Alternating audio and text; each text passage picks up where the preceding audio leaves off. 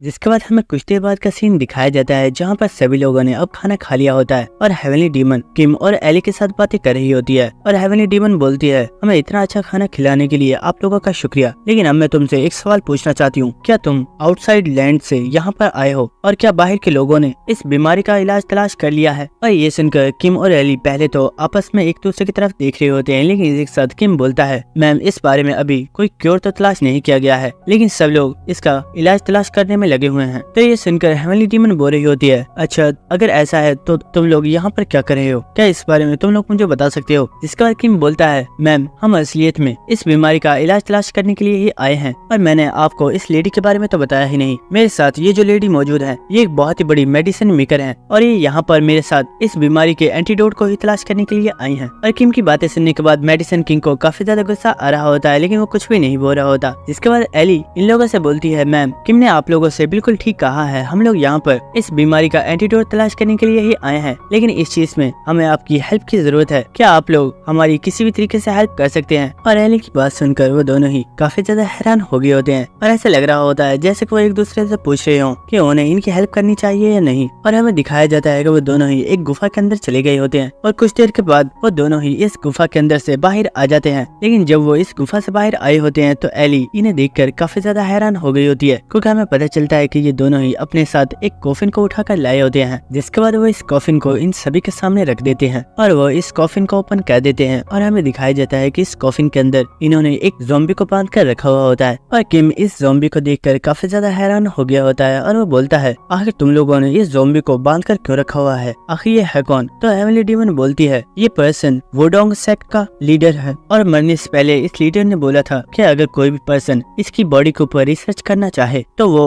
उन्हें इसकी बॉडी के ऊपर रिसर्च करने दे। और इसी वक्त हेवनली डीमन उस ज़ॉम्बी की गर्दन में से एक कील को निकाल देती है और हम देखते हैं कि जैसे ही वो इस कील को निकालती है वो ज़ॉम्बी होश में आ जाता है और वो एली के ऊपर अटैक करना स्टार्ट कर देता है, जिसे देखकर एली भी काफी ज्यादा घबरा गई होती है और वो दूर गिर जाती है। जिसके बाद हेवनली डीमन उस कील को दोबारा से उस ज़ॉम्बी की गर्दन में लगा देती है, जिसकी वजह से वो ज़ॉम्बी दोबारा से बेहोश हो जाता है। और हेवनली डीमन इन्हें बताती है, इंसान की बॉडी के अंदर जो मेरिडियंस होते हैं उनके जरिए इंसान की पूरी बॉडी के अंदर की सर्कुलेशन हो रही होती है और अगर की सर्कुलेशन को इंसान की बॉडी के अंदर रोक दिया जाए तो उस इंसान की डेथ भी हो सकती है। और जिस तरह की सर्कुलेशन एक जिंदा इंसान के अंदर होती है वैसे ही इन ज़ॉम्बीज की बॉडी के अंदर की सर्कुलेशन हो रही होती है और अगर इनकी बॉडी के अंदर की सर्कुलेशन को रोक दिया जाए तो ये लोग बेहोश हो जाते हैं, यानी कि ये लोग एक गहरी नींद में चले जाते हैं। और जब इनकी की सर्कुलेशन दोबारा से स्टार्ट हो जाती है तो ये दोबारा से अपनी नींद में से जाग जाते हैं। जिसके बाद वो ओल्ड पर्सन बोलता है, मुझे लगता है कि अब आप सब लोगों को रेस्ट कर लेना चाहिए और अब हम इस चीज के बारे में कल डिस्कस करेंगे। जिसके बाद वो दोनों ही वहाँ से चले जाते हैं और हमें रात का सीन दिखाया जाता है जहाँ पर सभी लोग सो चुके होते हैं और मेडिसिन किंग और एली दोनों ही नींद में बड़बड़ा रहे होते हैं। जहाँ पर मेडिसिन किंग बोल रहा होता है, ब्लेड सेंट आखिर तुम मेरे साथ ऐसा कैसे कर सकते हो, तुमने मुझे धोखा दिया है, मैं आज के बाद कभी भी तुम्हें अपने एलेक्सर्स को नहीं दूंगा, आखिर तुम मुझे अकेले को इस फ्लोर के ऊपर कैसे भेज सकते हो? और एली बोल रही होती है, मैं एक दिन वर्ल्ड की सबसे बेस्ट मेडिसिन मेकर बनकर रहूंगी। और वाइपर तो घोड़े बेचकर सो रहा होता है, लेकिन हम किम को देखते हैं जो कि अभी सोया नहीं होता और वो कुछ सोच रहा होता है। और ये देखकर एम्पर बोलता है, किम आखिर क्या हुआ, तुम सो क्यों नहीं रहे, क्या कोई चीज है जो तुम्हें परेशान कर रही है? तो किम बोलता है, मैं अभी तक जानबूझकर नहीं सोया क्योंकि मैं एक चीज के बारे में काफी ज्यादा क्यूरियस हूँ और मुझे लगता है कि शायद मुझे जल्दी ही इस चीज के बारे में पता चल जाएगा। और इसी वक्त किम अपनी चादर को अपने मुंह के ऊपर डाल देता है और हमें दिखाया जाता है कि यहाँ पर हेवनली डीमन और वो ओल्ड मैन आ गया होता है और हेवनली डीमन बोल रही होती है, क्या ये सब लोग वाकई सो चुके हैं? तो ओल्ड मैन बोल रहा होता है, मुझे लगता तो यही है। जिसके बाद वो दोनों ही वहाँ से साइड पर चले जाते हैं और इस वक्त किम अपनी आंखों को ओपन करता है और वो खड़ा हो गया होता है और हम देखते हैं कि वो ओल्ड मैन और हेवनली डीमन दोनों ही उस गर्म पानी के झरने के अंदर बैठे हुए होते हैं। और वो ओल्ड मैन किम को देखकर काफी ज्यादा हैरान हो गया होता है और वो बोलता है, लड़के आखिर तुम्हें इस बारे में कैसे पता कि हम दोनों ही यहाँ पर आने वाले हैं? तो किम बोलता है, मुझे तुम दोनों के ऊपर शक तो बहुत ही पहले हो गया था, लेकिन मुझे ये समझ नहीं आ रही थी कि आखिर तुम इतने ठंड के मौसम में बिना गर्म कपड़ों के अभी तक जिंदा कैसे हो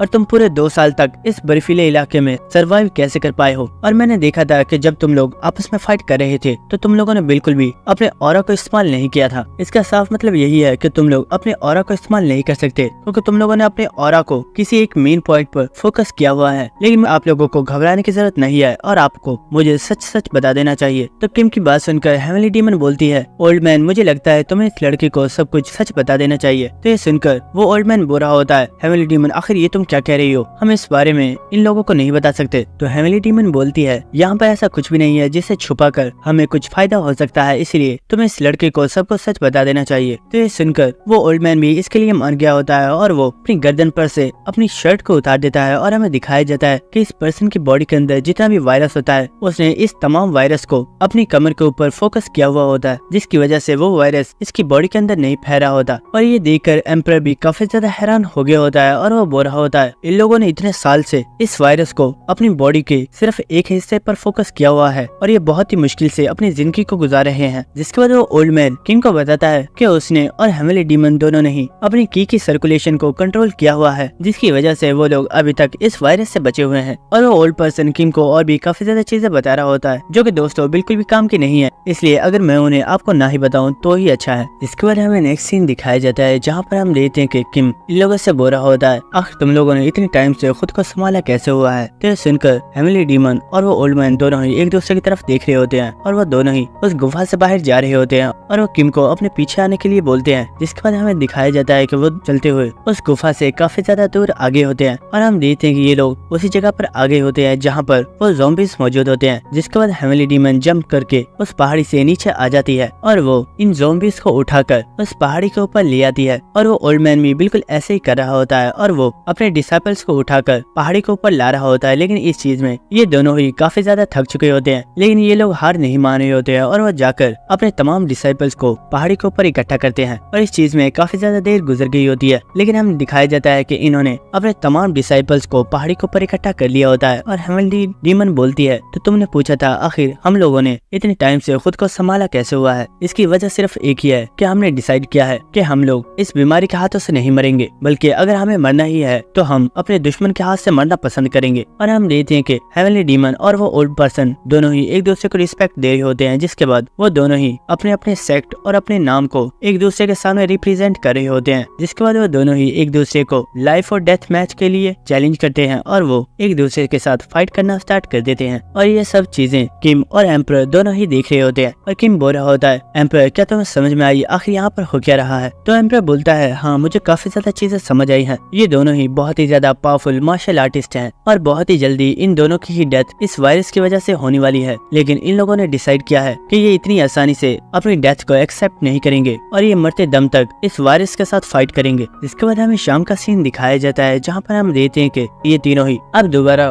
उस गुफा के पास वापस आगे होते हैं और वाइपर इन्हें देखकर काफी ज्यादा हैरान होता है और वो बोलता है आखिर तुम लोग गए कहाँ थे, तुम लोग सुबह के टाइम गए थे और अब शाम के टाइम वापस आए हो। जिसका बाद किम एली से बोलता है एली क्या तुमने इस बीमारी का कोई इलाज तलाश किया। तो एली बोल रही होती है मिस्टर किम ये इतना ज्यादा आसान नहीं है, इसमें मुझे काफी ज्यादा टाइम लगने वाला है। और मेडिसिन किंग बोल रहा होता है लड़के तुम्हें क्या लगता है इस बीमारी का इलाज तलाश करना इतना ज्यादा आसान है। जिसके बाद हेवनली डीमन बोलती है मैं काफी ज्यादा थक चुकी हूँ इसलिए मैं रेस्ट करने के लिए जा रही हूँ, अगर तुम्हें किसी भी चीज की जरूरत हो तो मुझे बुला लेना। जिसके बाद किम एली से बोल रहा होता है एली मुझे बताओ आखिर तुम्हारे काम की क्या प्रोग्रेस है, तुम्हें क्या लगता है तुम कितने टाइम में इस बीमारी का इलाज तलाश कर सकती हो। तो ये सुनकर एली बोल रही होती है मिस्टर किम अगर मैं आपको सच बताऊं इस जैसी बीमारी मैंने पहले कभी भी नहीं देखी और आप तो जानते ही हो कि हमारे पास सिर्फ 10 डेज का ही टाइम है और 10 डेज में हमें इस बीमारी के बारे में पता करना होगा वरना ये वर्ल्ड खत्म हो जाएगा। लेकिन अगर मैं सच बताऊं तो शायद इस बीमारी का इलाज तलाश करने के लिए सिर्फ 10 ही नहीं बल्कि 100 दिन भी बहुत ही ज्यादा कम है। बल्कि ये कहना गलत नहीं होगा कि मुझे इस बीमारी को सॉल्व करने के लिए 1 साल का वक्त चाहिए। तो ये सुनकर किम बोलता है ये टाइम तो सच में बहुत ही ज्यादा है लेकिन हमारे पास इतना ज्यादा वक्त नहीं है। और वो बोलता है एली मैं चाहता हूँ कि तुम अपने वर्क का 100% दो ताकि तुम कम टाइम में इस बीमारी का इलाज तलाश कर पाओ और हम सभी लोगों की जिंदगी तुम्हारे ही हाथ में है वरना हम सभी 10 डेज के बाद मारे जाएंगे। तो ये सुनकर एली बोलती है किम आखिर आप इतने ज्यादा यूजलेस बातें क्यों कर रहे हो। तो किम बोलता है एली शायद तुम्हें लग रहा है कि ये सब यूजलेस बातें हैं लेकिन असल बात तो ये है कि मुझे तुम्हारे ऊपर भरोसा है और मैं जानता हूँ कि तुम ही एक ऐसी पर्सन हो जो इस बीमारी का इलाज तलाश कर सकती है। और किम सोच रहा होता है मैं जानता हूँ तुम फ्यूचर की एक बहुत ही ज्यादा पावरफुल अल्केमिस्ट बनने वाली हो लेकिन ये तुम्हारे लिए इस वक्त बहुत ही ज्यादा मुश्किल है, लेकिन तुम ही एक ऐसी पर्सन हो जो इस बीमारी का इलाज तलाश कर सकती हो। इसके बाद हम देखते हैं कि एली किम से बोलती है मिस्टर किम मैं आपकी बातें समझ चुकी हूँ और मैंने फैसला किया है कि मैं अपने काम पर अब 100% फोकस करने वाली हूँ। और वो मेडिसिन किंग से बोलती है मेडिसिन किंग मैं चाहती हूँ कि आज से आप मुझे सपोर्ट करो ताकि हम लोग इस बीमारी का इलाज तलाश कर पाए। तो ये सुनकर मेडिसिन किंग बोलता है लड़की आखिर तुम मुझे समझती क्या हो, क्या तुम्हें ये लगता है कि मैं कोई एक मामूली सा वर्कर हूँ जो बहुत आराम से तुम्हारी बात मान जाएगा। तो ये सुनकर एली ने मेडिसिन किंग के सामने अपने स्किल कार्ड्स को ओपन कर दिया होता है और वो बोल रही होती है, मेडिसिन किंग आप देख सकते हो कि मेरे पास बहुत ही ज्यादा स्पेशल कार्ड्स है जिनका इस्तेमाल करके मैं इस बीमारी का इलाज तलाश कर सकती हूँ, लेकिन इसमें मुझे तुम्हारी हेल्प चाहिए होगी। ये सुनकर मेडिसिन किंग बोलता है, लड़की आखिर तुम मुझे अपने स्किल कार्ड्स को शो क्यों कर रही हो? हम दोनों ही राइवल हैं और तुम्हें अपने स्किल्स को मुझे शो नहीं करना चाहिए। जिसके बाद मेडिसिन किंग काफी ज्यादा गुस्से में उन कार्ड्स को खुद से दूर कर रहा होता है और वो बोल रहा होता है, लड़की आखिर तुम खुद को समझती क्या हो? मुझे तुम्हारे कार्ड्स में कोई भी इंटरेस्ट नहीं है और मैं तुम्हारी कोई भी हेल्प नहीं करने वाला हूँ, क्योंकि तुम इस काबिल हो ही नहीं और तुम सिर्फ लकी थी जो तुम उस पोशन के मैच में जीत गई। तो ये सुनकर एली मेडिसिन किंग की काफी ज्यादा बेइज्जती करना स्टार्ट कर देती है और वो बोल रही होती है, तुमने अपनी पूरी जिंदगी में बहुत ही ज्यादा मेहनत की लेकिन तुम कुछ भी नहीं बन पाए और तुम सिर्फ एक कचरा हो जो मुझ जैसी एक बिगिनर से हार गया और इसकी वजह सिर्फ यही है कि मेरे पास टैलेंट है। और ये सुनकर मेडिसिन किंग एली को बहुत ही जोर से थप्पड़ मारता है और वो बोलता है, बेवकूफ लड़की आखिर ये तुम क्या बकवास कर रही हो? जिसके बाद एली अपने चश्मे को उठा लेती है और वो बोल रही होती है, मेडिसिन किंग मुझे माफ कीजिएगा लेकिन यही सच है और अगर आप चाहते हो कि हम लोग इस फ्लोर से जिंदा वापस चले जाएं तो आपको मेरी हेल्प करनी ही होगी और हम तभी इस बीमारी का क्योर हासिल कर सकते हैं जब हम एक साथ काम करेंगे। और ये सुनकर मेडिसिन किंग बोल रहा होता है, लड़की मैं मानता हूँ कि तुमने जो चीजें बोली वो सब कुछ सच है, लेकिन हर पर्सन से कोई ना कोई ज्यादा टैलेंटेड पर्सन इस दुनिया में मौजूद है और एक दिन तुम्हें तुम्हारे टक्कर का भी कोई पर्सन मिलेगा जो तुमसे मेरी बेइज्जती का बदला लेगा। तो ये सुनकर एली बोलती है, हाँ मैं जानती हूँ और मैं उस दिन के लिए तैयार हूँ। जिसके बाद हम देखते कि ये दोनों ही उस कॉफिन के आसपास बैठ गए होते हैं और वो उसका चेकअप करना स्टार्ट कर देते हैं। और इसी के साथ एली बोल रही होती है, मिस्टर किम मैं चाहती हूँ कि आप इस गुफा में से बाहर चले जाइए और अब मुझे डिस्टर्ब मत कीजिएगा। और इसी के साथ और मेडिसिन किंग बोल रहा होता है, और हाँ किम हमें और 6 जिंदा ज़ॉम्बी चाहिए और मैं चाहता हूँ कि तुम उन्हें आज शाम को यहाँ पर ले आना। जिसके बाद हम देखते हैं कि किम अपनी स्वॉर्ड के साथ दीवार के ऊपर आज की डेट लिख देता है और वो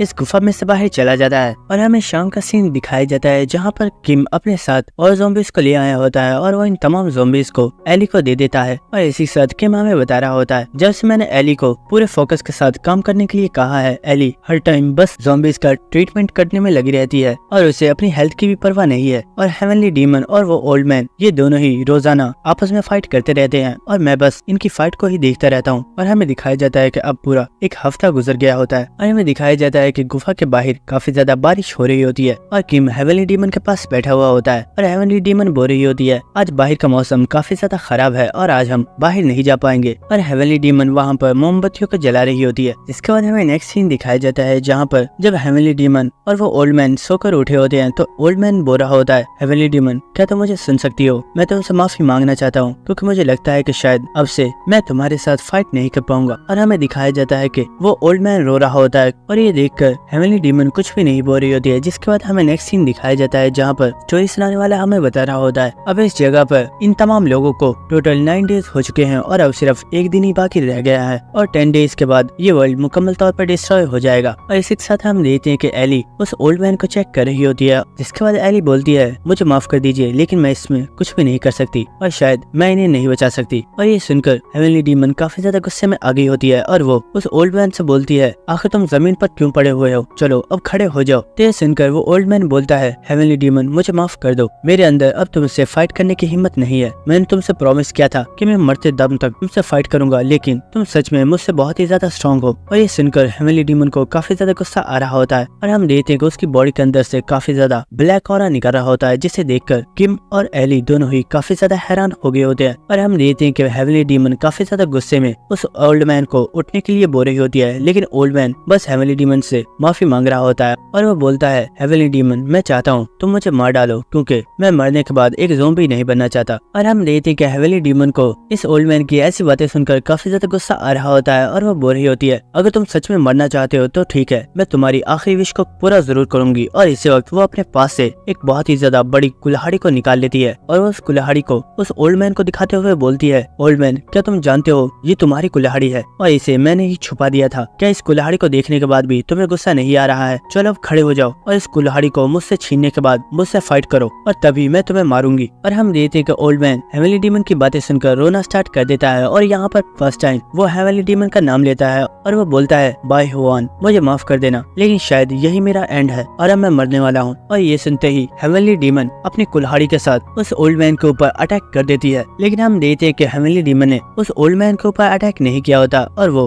उसकी कुल्हाड़ी को छोड़कर वहाँ से जा रही होती है और वो बोल रही होती है, अगर तुम्हें मरना है तो मर जाओ, लेकिन मैं तुम्हें अपने हाथों से नहीं मारूंगी। जिसके बाद हम देखते हैं कि किम और उसके सभी लोग इस ओल्ड मैन के पास वापस आ जाते हैं और वो इसे ट्रीट करना स्टार्ट कर देते हैं और हमें बताया जा रहा होता है कि आज लास्ट 10th डे आ चुका है जिस दिन पूरा वर्ल्ड डिस्ट्रॉय हो जाएगा और हमें दिखाया जाता है कि वो ओल्ड मैन अब मुकम्मल तौर पर एक ज़ॉम्बी बन गया होता है। और इसी के साथ एली ने इन 10 डेज के अंदर जो भी रिपोर्ट्स बनाई होती हैं वो इन तमाम रिपोर्ट्स को एक डायरी में लिख देती है और ये डायरी वो किम को दे देती है। और ये देखकर मेडिसिन किंग बोल रहा होता है मुझे ये समझ नहीं आ रही कि आखिर तुम इस डायरी का क्या करोगे और तुमने हमें तमाम रिपोर्ट्स को इस डायरी के ऊपर लिखने के लिए क्यों बोला था। और एली बोल रही होती है मिस्टर किम मैंने पूरी कोशिश की है कि हम यहाँ पर एक क्योर बना सकें लेकिन हमारी इतनी सी इन्फॉर्मेशन एक क्योर बनाने के लिए काफी नहीं है। तो ये सुनकर किम बोल रहा होता है हाँ मैं जानता हूँ मेरी वजह से तुमने काफी ज्यादा हार्डवर्क किया है। लेकिन इसी वक्त हम देखते हैं कि वो ओल्ड मैन जो कि अब ज़ॉम्बी में चेंज हो गया होता है वो एली के ऊपर अटैक करने की कोशिश कर रहा होता है और वो बहुत ही जोर जोर से चिल्ला रहा होता है। और ये देखकर सभी लोग उससे काफी ज्यादा दूर हो गए होते हैं। लेकिन हम देखते हैं कि यहाँ पर हेवनली डीमन आ गई होती है जो कि अपने साथ अपनी कटाना स्वॉर्ड को भी लाई होती है और इसी वक्त वो अपने लेफ्ट हैंड को उस ओल्ड मैन के मुंह के अंदर डाल देती है और वो बोल रही होती है तुम्हें भूख लग रही है ना तो ठीक है मेरे हाथ को खा लो। और ये देखकर वाइपर बोल रहा होता है आखिर ये औरत कर क्या रही है कहीं ये पागल तो नहीं होगी। लेकिन किम वाइपर को रोक देता है और वो बोल रहा होता है वाइपर इसके पास मत जाओ यहीं पर रुक जाओ।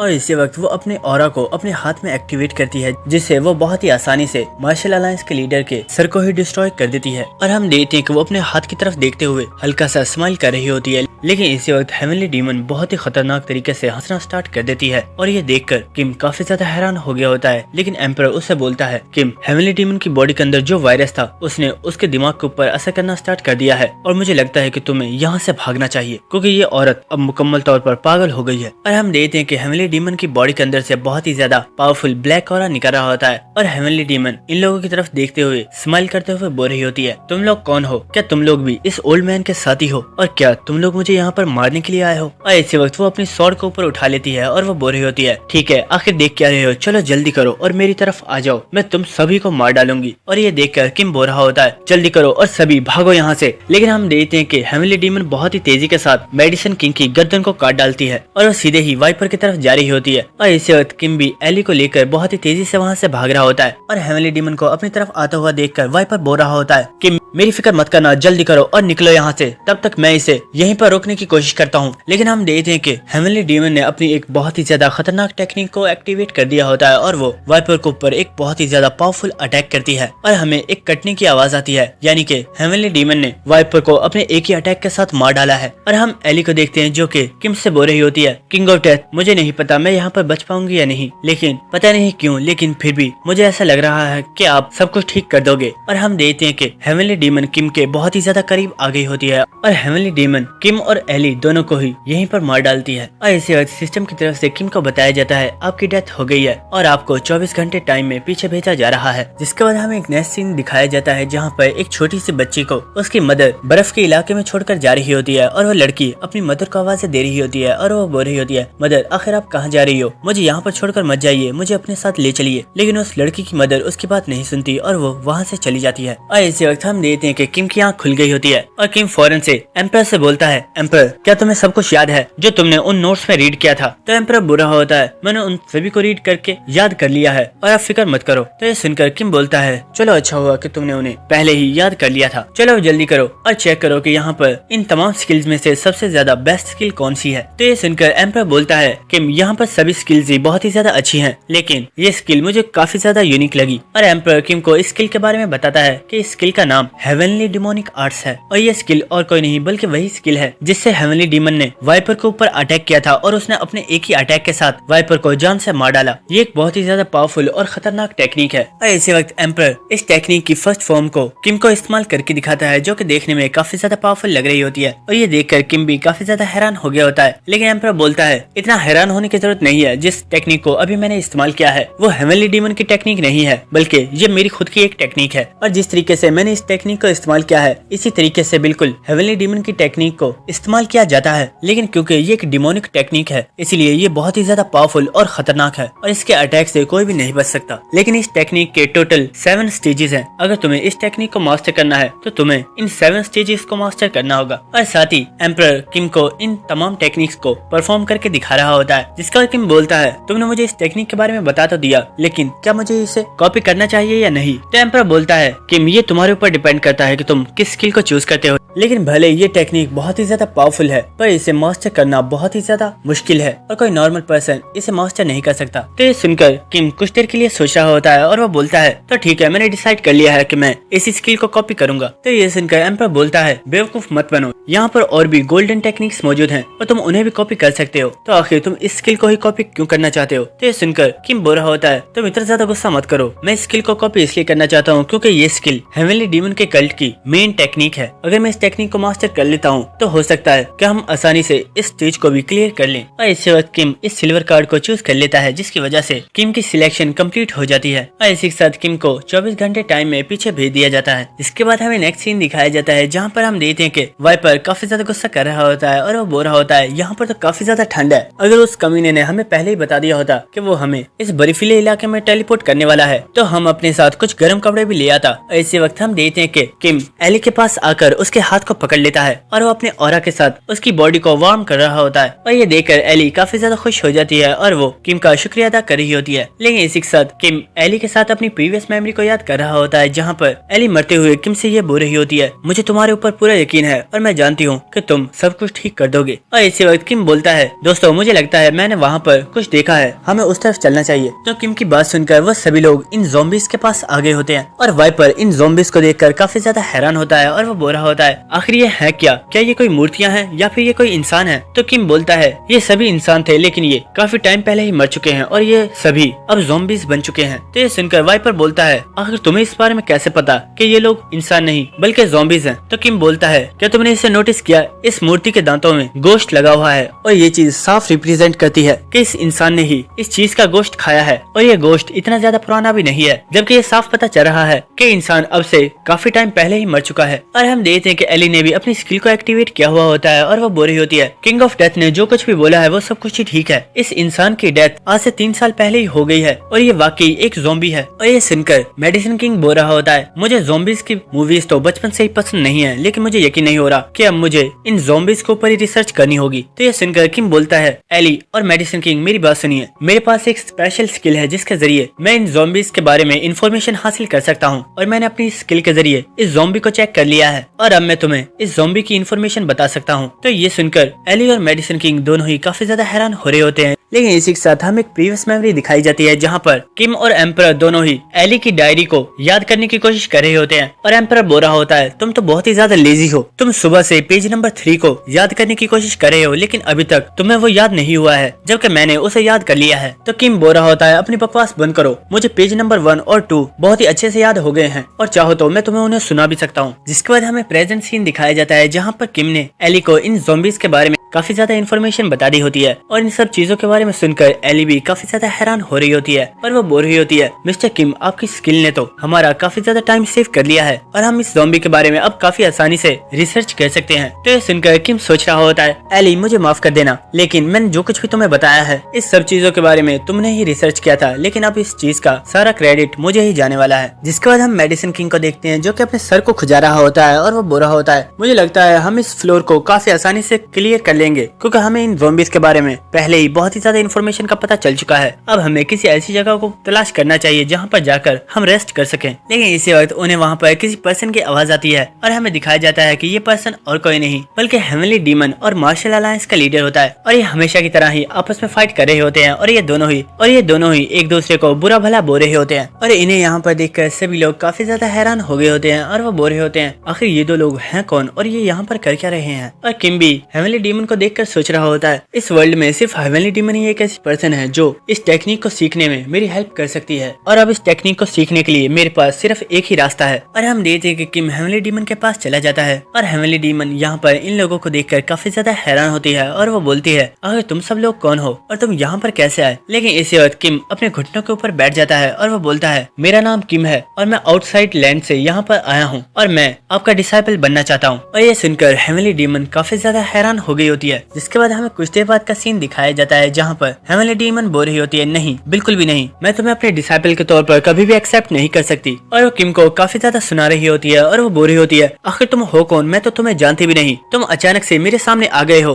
और तुम चाहते हो कि मैं तुम्हें अपने डिसाइपल के तौर पर चूज कर लूं। क्या तुम जानते भी हो कि मैंने अपनी पूरी लाइफ में कभी भी किसी डिसाइपल को चूज नहीं किया है। तो ये सुनकर मार्शल अलायंस के लीडर बोल रहा होता है हेवनली डीमन तुम इतना ज्यादा ओवर रिएक्ट क्यों कर रही हो, अगर वो तुम्हें अपना मास्टर बनाना चाहता है तो तुम्हें इसमें इतनी ज्यादा प्रॉब्लम क्यों है, तुम्हें तो खुशी होनी चाहिए कि कोई पर्सन तुम्हारा डिसाइपल बनना चाहता है। तो ये सुनकर हेवनली डीमन बोल रही होती है बात ये नहीं है, हमारे सेक्ट कभी भी किसी आउटर डिसाइपल को चूज नहीं करता है और हम हमारे सेक्ट के ही किसी मेंबर को अपना डिसाइपल बना सकते हैं। तो ये सुनकर मार्शल अलायंस के लीडर बोलता है मुझे लगता है तुम्हें इस लड़के को अपना डिसाइपल बना लेना चाहिए क्योंकि ये आउटर लैंड से सिर्फ यहाँ पर तुम्हारे लिए ही आया है। लेकिन हम देखते हैं कि किम हेवनली डीमन से बोल रहा होता है हेवनली डीमन आखिर तुम मुझे अपना डिसाइपल क्यों नहीं बनाना चाहती, आखिर इसकी क्या वजह है। तो ये सुनकर हेवनली डीमन बोल रही होती है मैं तुम्हें इसकी वजह बता चुकी हूँ, ये हमारे सेक्ट का रूल है कि हम कभी भी किसी आउटसाइडर को अपना डिसाइपल नहीं बनाते। तो ये सुनकर किम बोलता है मैम आखिर आप किस रूल के बारे में बात कर रही हो, इस पूरे वर्ल्ड का ही एंड होने वाला है और आपका डिमोनिक कल्ट पहले ही खत्म हो चुका है और कोई भी ऐसा पर्सन नहीं है जिसे इस रूल की बिल्कुल भी परवाह है। तो ये सुनकर हेवनली डीमन खड़ी हो गई होती है और वो बोलती है ठीक है तुम मेरे डिसाइपल बनना चाहते हो ना, तो तुम्हें मुझे ये शो करना होगा कि तुम मेरे डिसाइपल बनने के वर्थी हो। तुम यहाँ पर मेरे डिसाइपल बनने के लिए आए हो तो इसका मतलब है तुमने मेरी किसी टेक्निक के बारे में तो सुना ही होगा। अगर तुमने मेरी किसी टेक्निक के बारे में सुना है तो मुझे वो टेक्निक परफॉर्म करके दिखाओ, लेकिन अगर तुम इसमें फेल हो गए तो मैं कभी भी तुम्हें अपना डिसाइपल नहीं बनाऊंगी। तो ये सुनकर किम भी मान गया होता है और वो अपनी स्वॉर्ड को निकाल लेता है और इसी वक्त किम ने अपनी स्किल हेवनली डिमोनिक आर्ट्स को एक्टिवेट कर दिया होता है और हम देखते हैं कि किम की बॉडी के अंदर से बहुत ही ज्यादा खतरनाक ब्लैक ऑरा निकलना स्टार्ट हो गया होता है। और इसी वक्त किम अपनी स्वॉर्ड के ऊपर अपने ऑरा को फोकस करता है और वो याद कर रहा होता है कि किस तरीके से एम्परर ने इस टेक्निक को परफॉर्म किया था। और इसी वक्त किम अपनी इस टेक्निक को परफॉर्म करना स्टार्ट कर देता है और हम देख पा रहे होते हैं कि किम इस वक्त बहुत ही ज्यादा खतरनाक लग रहा होता है और ये देखकर हेवनली डीमन बोलती है